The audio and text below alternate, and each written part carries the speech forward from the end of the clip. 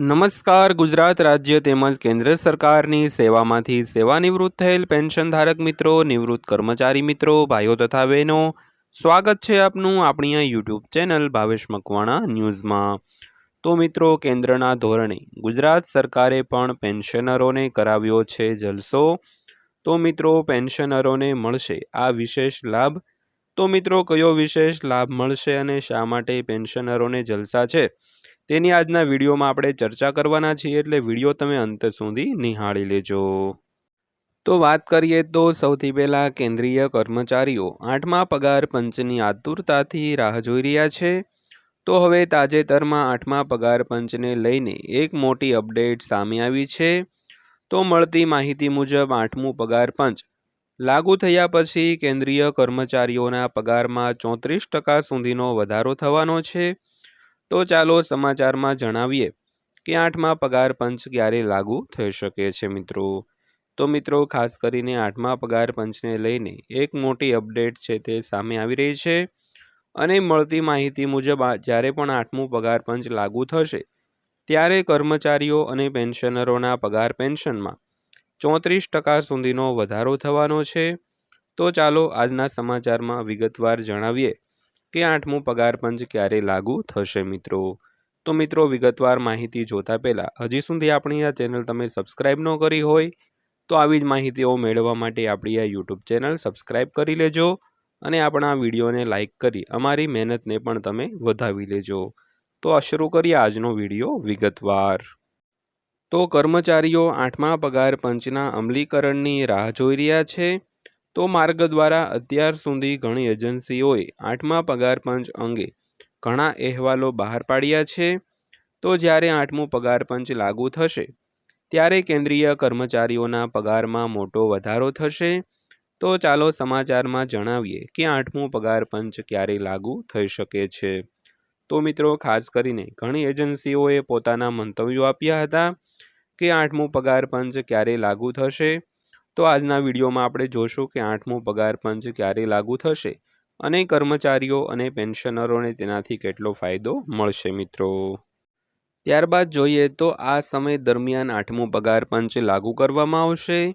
તો તાજેતરમાં એક કંપનીએ 8મા પગાર પંચ પર એક રિપોર્ટ રજૂ કર્યો હતો.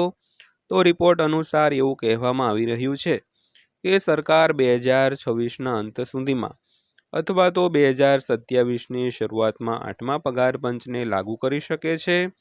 જો કે અત્યાર સુધી સરકાર દ્વારા 8મા પગાર પંચ ક્યારે લાગુ કરી શકાય તે અંગે કોઈ માહિતી આપવામાં આવી નથી મિત્રો.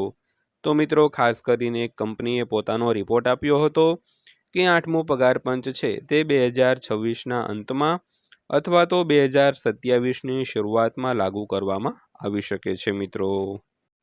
ત્યારબાદ જોઈએ તો કર્મચારીઓના પગારમાં આટલો વધારો થશે.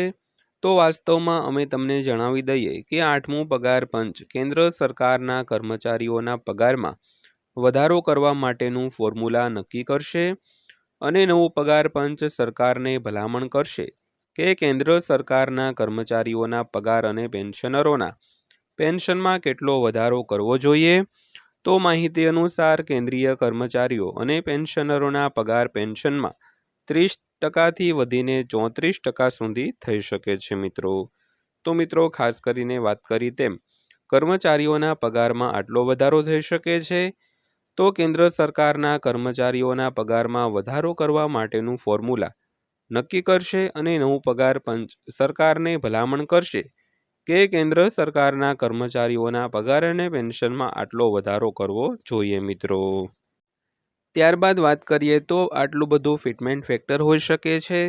તો અપડેટ મુજબ 8મા પગાર પંચના અમલ પછી કેન્દ્રીય કર્મચારીઓનો લઘુત્તમ પગાર 18,000 રૂપિયાથી વધીને 30,000 રૂપિયા થઈ શકે છે.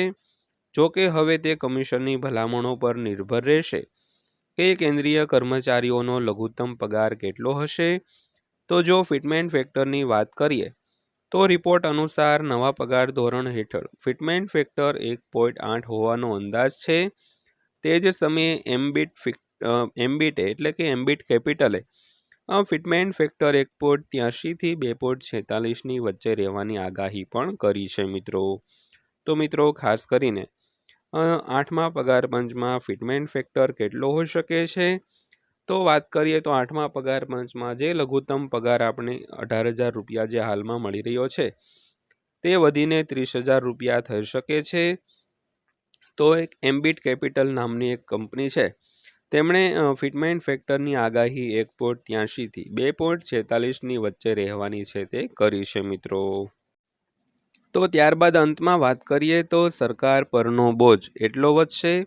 તો અત્યાર સુધી આઠમા પગાર પંચ અંગે ફક્ત જાહેરાત કરવામાં આવી છે, પરંતુ તેની રચના હજુ સુધી કરવામાં આવી નથી. તો જો આઠમું પગાર પંચ લાગુ કરવામાં આવે તો સરકાર પર બોજ વધશે. તો રિપોર્ટ અનુસાર આઠમું પગાર પંચના અમલીકરણથી સરકાર પર 2.4 થી 3.2 લાખ કરોડ રૂપિયાનો વધારાનો બોજ પણ પડી શકે છે મિત્રો. તો મિત્રો ખાસ કરીને સરકાર જ્યારે આઠમું પગાર પંચ લાગુ કરશે ત્યારે સરકાર પર 2.4 થી 3.2 લાખ કરોડ રૂપિયાનો વધારાનો બોજ પડી શકે છે મિત્રો. તો મિત્રો આ હતી આજની માહિતી પસંદ આવી હોય, વિડીયો સારો લાગ્યો હોય તો વિડીયોને લાઇક કરજો અને આવા જ વિડીયો રોજે રોજ જોવા માટે આપણી આ ચેનલ સબસ્ક્રાઈબ કરી લેજો. તો ફરીવાર પાછા મળીશું એક નવા વિડીયો સાથે, નવી માહિતી સાથે. ત્યાં સુધી સૌને જય હિન્દ, વંદે માતરમ.